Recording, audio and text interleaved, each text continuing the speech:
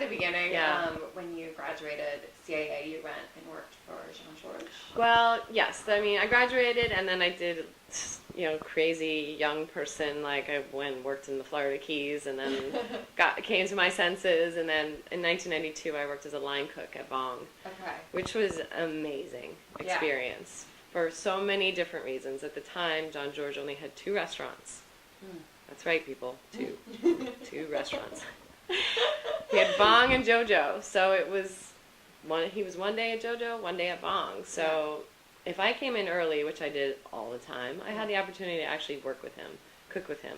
Yeah. He would be in the kitchen. He had his hands in everything. So I was really lucky, and I was the only girl on the line at the time, which was also a huge challenge. Really hard. Yeah. Really busy restaurant. Really intense at the time. Like, it was scary every day. Every day was scary. And every day was 13 hours of just hardcore intensity. Oh. Yeah, it was great though. It was great. And, working with those flavors, it was Thai French. Mm-hmm. I learned a lot about touching every aspect of the palate. Mm-hmm. We barely use salt. We use nam pla, which is the fish sauce. Mm-hmm. Mm-hmm. We use a lot of chilies. We use a lot of lime and citrus. So it was all about these balance of flavors, Yeah. which I had obviously never worked with before. And of course I knew French technique, but I didn't know all these other flavors. And it was so cool to learn the salty, the sour, the sweet, the spicy, the whole balance. And I loved that. That was a great, sort of first experience. Yeah, absolutely. Yeah.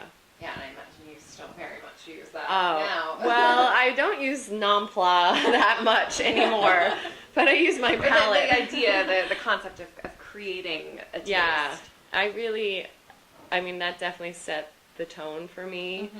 because I can't really do anything without that squeeze of lemon or that burst of acid, Mm-hmm. or, that balance of sweet and sour. And, I really look for those balance of flavors whenever I'm making anything. Mm-hmm. And it makes a difference. Mm-hmm. I think it makes a big difference. I mean, obviously I forayed into Mediterranean cuisine, which in its own way has those balance of flavors, Mm-hmm. but very different. Very different, yeah. So after Bong, where did you go and what led you there?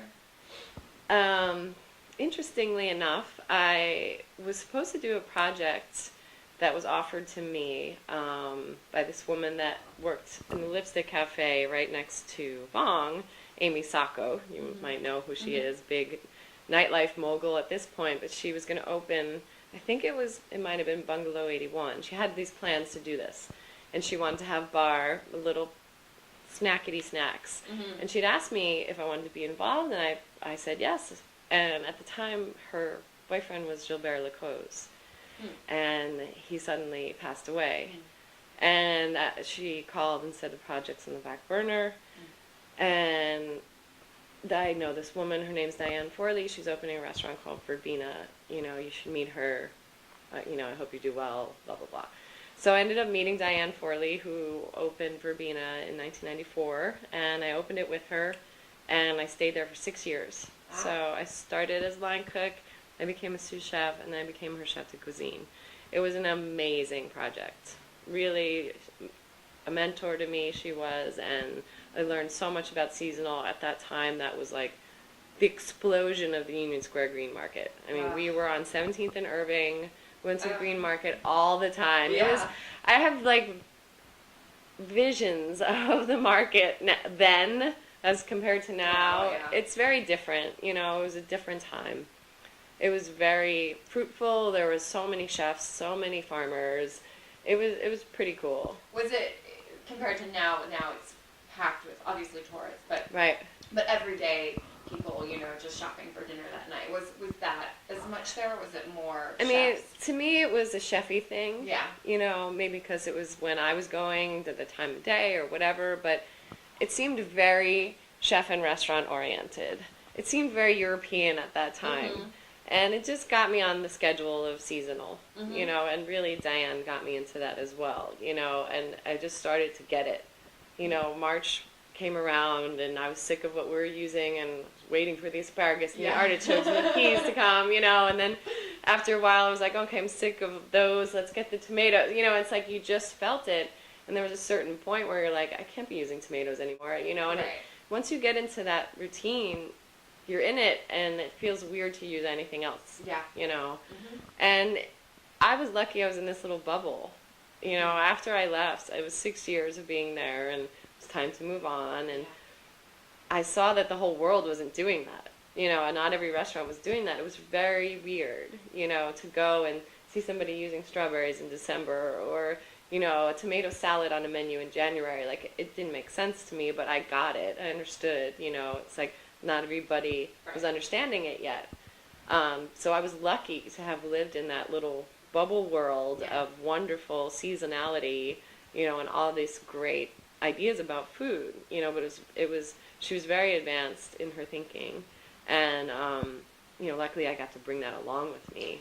Yeah, I was gonna say that. And where did you go after? I went to a place called the Dining Room. The chef was Mark Spagenthal. I opened it as the chef de cuisine.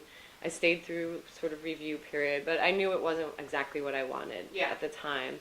And then I was offered, it was sort of a step behind, but I really wanted to do it. I was offered to be Sarah Jenkins' sous chef at Il Buco.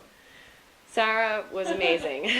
I mean, to me, it was a little gift, you know, to have had that opportunity to go work at Il Buco in particular with Sarah. I mean, it was just this perfect trifecta, you know, and to just absorb a little nugget of her information, work with the product that we had the capability of working with. Everything we worked with was organic Umbrian product. Yeah. And her skill level, I mean, she taught me how to make pasta.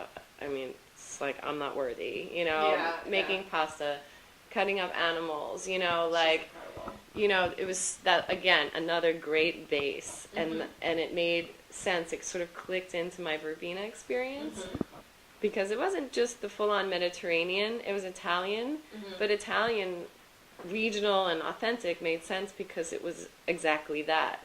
The Italians would go to their backyard, they'd get what they were growing, and they'd cook it in the simplest form. So, it all kind of came together, and I was like, okay, this is what I love. Yeah.